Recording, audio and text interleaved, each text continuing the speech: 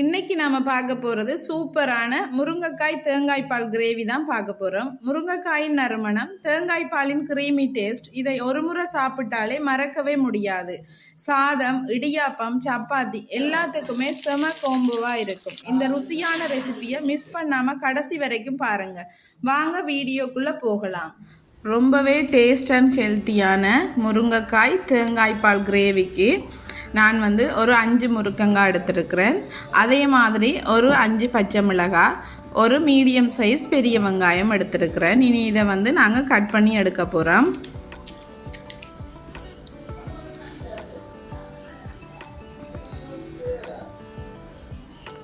வெங்காயத்தை இதே மாதிரி கட் பண்ணி எடுத்துக்கொள்ளுங்க. பச்சை மிளகாயை இப்படி நீள வாக்கில் கீறிட்டு 2ஆக கட் பண்ணி எடுத்துக்கொள்ளுங்க.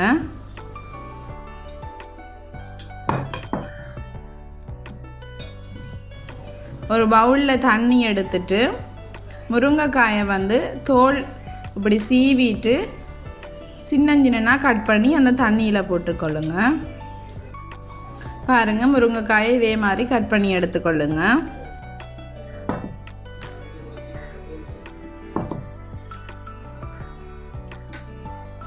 இனி வாங்க எப்படி இந்த தேங்காய் பால் கிரேவி செய்கிறேன்னு சொல்லி பார்ப்போம். ஃபர்ஸ்ட்டுக்கு ஒரு சட்டி அடுப்பில் வச்சுட்டு கொஞ்சமாக எண்ணெய் சேர்த்துட்டு கடுகு கொஞ்சமாக, பெரிய சீரகம் கொஞ்சம், நான் தேங்காய் எண்ணெய் தான் யூஸ் பண்ணுறேன். அதே மாதிரி வெட்டி வச்சுருக்கிற பச்சை மிளகாயும் வெங்காயமும், கருவேப்பிலை கொஞ்சமாக சேர்க்குறேன்.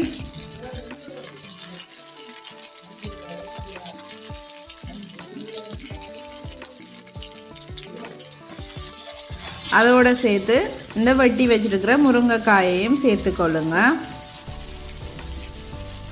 இதுக்கு மிளகாத்தூள் எதுவுமே இல்லை, தனி தேங்காய் பால் பிரட்டல் கறியாக வைக்கிறபடியாக பச்சை மிளகாய் நான் ஒரு 5 பச்சை மிளகாய் சேர்க்குறேன். இதை அப்படியே வதங்க விட்டுட்டு 2ஆம் பால் சேர்த்துக்கொள்கிறேன். தேங்காய் பாலில் 2ஆம் பால், அதோட கொஞ்சமாக மஞ்சத்தூள் சேர்த்துக்கொள்கிறேன். இந்த தேங்காய் பாலில் தான் இந்த முருங்கைக்காய் அவிஞ்சு வரணும். முருங்கைக்காய் சேர்த்துட்டு உடனே நீங்கள் தேங்காய் பாலை சேர்த்துக்கொள்ளுங்க. பாருங்கள், முருங்கைக்காயோட அந்த தேங்காய் பாலும் சேர்ந்து நல்லா கொதிச்சு உங்களுக்கு இப்படி நல்லா தளன்னு கொதிச்சு கிரேவி பதத்துக்கு வரணும்.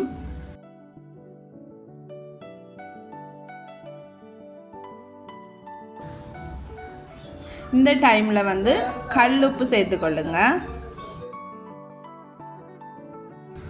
இப்படி நல்லா கொதிச்சு வர கட்டத்தில் மூடி வச்சு ஒரு 5 நிமிஷம் நல்லா கொதிக்க விட்டு நல்லா அவிய விட்டு மூடி விட்டு அவிய விடுங்க.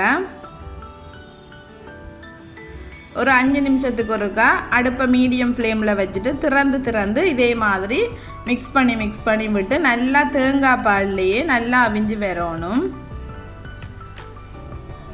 பாருங்கள், இப்படி நல்லா வத்தி வரணும். அந்த முருங்கைக்காய் தேங்காய் பாலில் நல்லா அவிஞ்சு இப்படி சுண்டி வரும்போது ரொம்பவே டேஸ்ட்டாக நல்ல கிரேவி பதத்துக்கு வந்தோடனே ரொம்பவே டேஸ்ட்டாக இருக்கும். அதனால் கண்டிப்பாக ட்ரை பண்ணி பாருங்கள். இப்படி நல்லா வத்தி வந்ததும் தேங்காய் பால் 1ஆம் பால் எடுத்து வச்சுட்டுருக்கிறேன். அதையும் நான் சேர்த்து ஒருக்கா மிக்ஸ் பண்ணி விடுறேன்.